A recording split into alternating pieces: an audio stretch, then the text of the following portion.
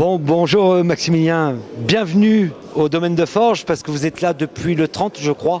Le 30, là vous avez découvert un petit peu la région diepoise.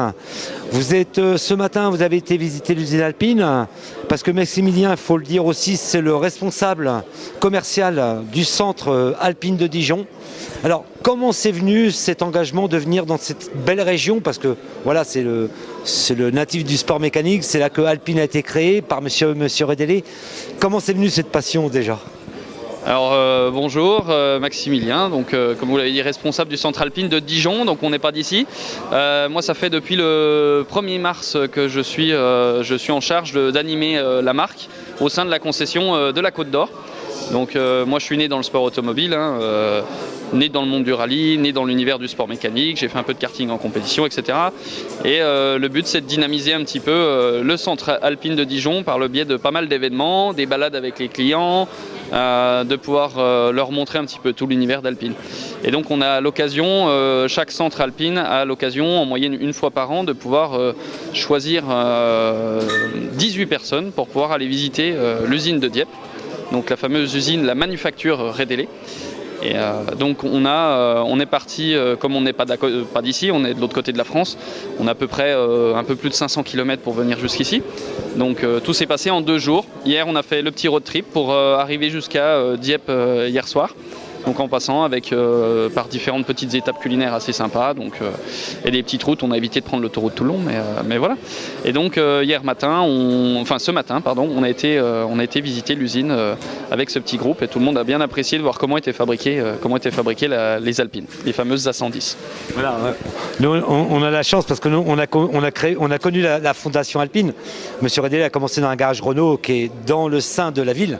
Malheureusement, il n'y aura pas de musée Alpine au sein de Dieppe parce qu'il y a des promoteurs qui ont racheté le garage.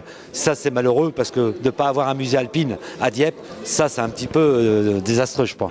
Ouais, je pense que je suis pas inquiet, je pense que ça va se faire. Aujourd'hui la marque l'a peut-être pas prévu pour le moment, mais je pense que quand là il y a une grosse page qui est en train de se tourner pour la marque au niveau de l'automobile, dans les années à venir il va y avoir beaucoup de changements qui passera par quelques nouveautés assez sympas.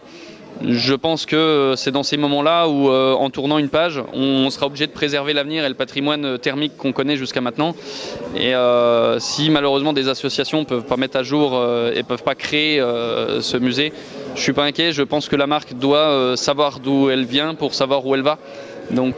Oui, puis moi je connais les anciens, il y a eu Claude Foulon, François Larmoyer, des Aubry, Patrick Caron qui est toujours de notre monde, il est toujours vivant, mais tous les anciens disparaissent et le problème c'est qu'il faut la nouvelle génération elle perdure cette marque parce que Alpine c'est Alpine. Il faut qu'on préserve ce patrimoine, c'est hyper important. Je pense que effectivement de passer sur les nouveautés, les nouvelles technologies hautes, c'est très intéressant.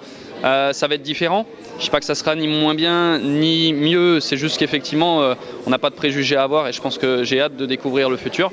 Mais toujours est-il qu'il faut garder cette flamme allumée du côté historique et ce patrimoine thermique qui va être d'autant plus valorisé dans les années à venir. Puis c'était une belle année cette année parce qu'on vient de fêter les 50 ans d'Alpine.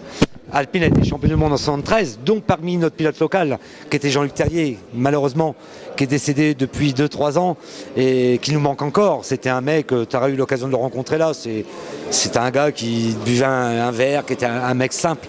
Jean-Luc, il nous regarde de là-haut, on a fait une belle image pour lui parce que c'était un mec, il est parti de rien, c'est Louis Vindal qui a fait connaître Jean-Luc à monsieur Redélé. Le circuit de Reims, c'est une anecdote, une fois Jean-Luc il fait le circuit de Reims, il passe le premier tour, le deuxième tour il ne repasse pas, il est en train de boire une coupe de champagne avec des mecs sur le bas-côté, il refait le deuxième tour, il fait le meilleur temps. Voilà, Jean-Luc, il reconnaissait très très peu dans les rallyes. Voilà, Jean-Luc, je pense que tu as connu un peu l'histoire de Jean-Luc. Pas spécialement parce que moi je suis arrivé tout récemment chez Alpine, mais à chaque sortie qu'on organise avec les passionnés Alpine, c'est eux qui me font découvrir un petit peu le passé. Moi c'est vrai que j'ai tendance à avoir le regard du point de vue commercial tourné un petit peu vers l'avenir, mais c'est vrai que c'est des moments énormes qu'on partage avec tout le monde, de venir ici, de rencontrer des personnes au niveau local pour nous raconter un petit peu ce qu'a fait Alpine dans la région. Nous on a quelques anecdotes aussi de notre côté par rapport à Alpine, on n'est pas très très loin des Alpes, d'où le nom Alpine, donc il y a un terrain de jeu qui est vraiment énorme à exploiter avec ces voitures là et voilà, mais moi j'en découvre tous les jours, j'en apprends tous les jours sur le passé de la marque Et ces petites anecdotes font qu'on a un storytelling, on va dire, c'est comme ça qu'on l'appelle, de la marque qui est hyper impressionnante.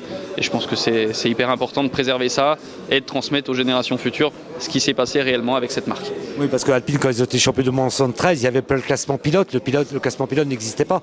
Il est passé qu'en 77. Et si le classement pilote il existait en 73, le premier pilote français qui a été champion du monde aujourd'hui, c'était notre ami Jean-Luc Terrier. D'accord, ok. Bon, super anecdote. Et effectivement, je rebondis sur 73, une belle année, puisqu'on a sorti aussi cette édition limitée cette année, hein, la fameuse San Remo 73 avec son bleu caddie magnifique, limitée à, je crois, 200 exemplaires de tête.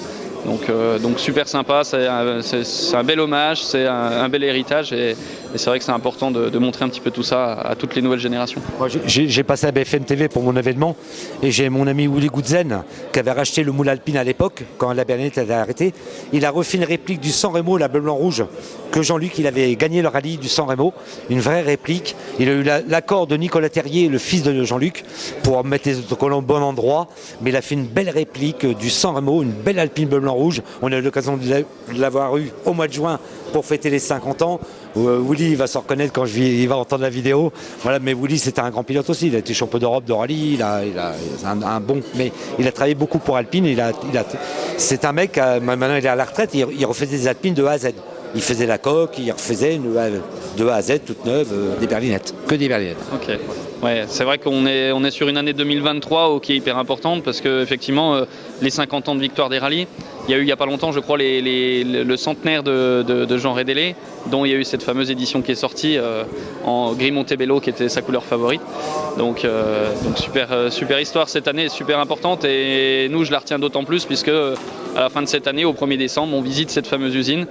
Et c'est hyper important. Quand on voit tout ce qui s'est passé dans cette usine, tous les modèles qui ont été créés, si on ne parle pas que de l'Alpine A110, il y a une belle histoire à conserver. Exactement. Et je voudrais dire, Maximilien, je remercie Tony que je suis là aujourd'hui, parce qu'on devait être ensemble toute la journée, mais voilà, les contraintes, ça c'est comme dans les rallyes. Hein.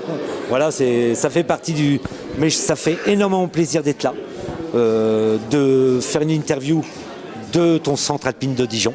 Je remercie Tony, j'aurai l'occasion, on va y faire une petite interview aussi parce qu'il roule pas mal Tony. Hein.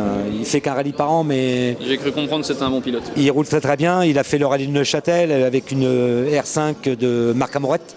Il a fait 6e au scratch. Il roule jamais, mais c'est un fou furieux.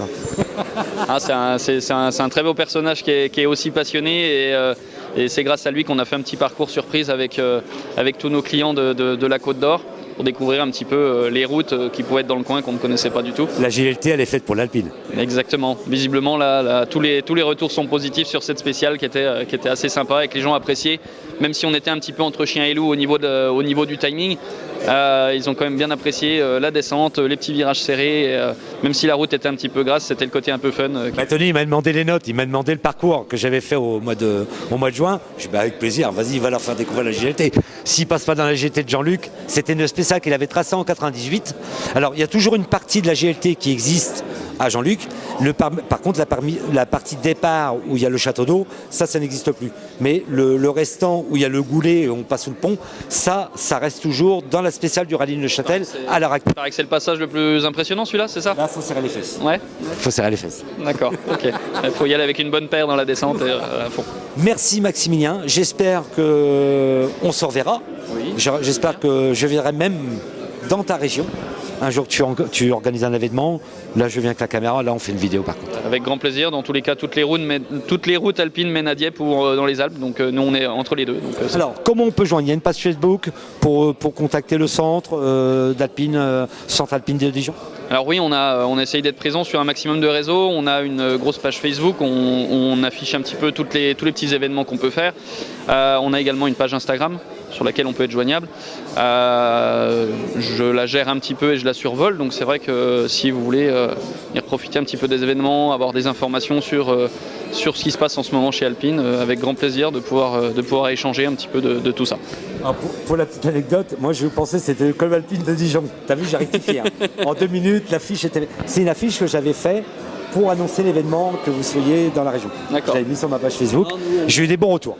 On a des clubs autour. Hein. On a le club, alors je vais citer les deux noms. Hein. On a le club Alpine Bourgogne, Ça fait des années qu'ils organisent des sorties, etc., où on va essayer de se greffer un petit peu plus à eux pour faire des choses sympas. On a également ce qu'on appelle le Carco, c'est le club des anciennes Renault de Côte d'Or, qui possède quand même pas mal d'alpines, un petit peu toutes les générations.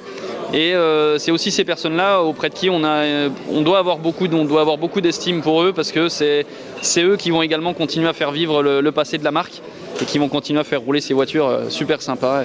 Et le but, voilà, c'est qu'on partage tout ça ensemble avec le yin et le yang. Voilà.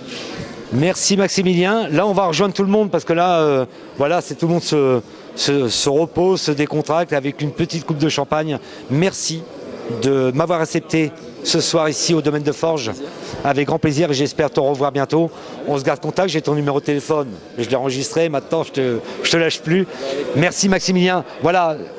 Maximilien, responsable communication du Centre Alpine de Dijon. Allez voir sur la page Facebook, vous allez voir, c'est le logo fond noir avec le SIG Alpine. Vous allez voir, il y a des belles photos. J'ai regardé un petit peu, j'ai feuilleté un peu le truc. Tapez Centre Alpine Dijon sur Facebook. À bientôt. Merci.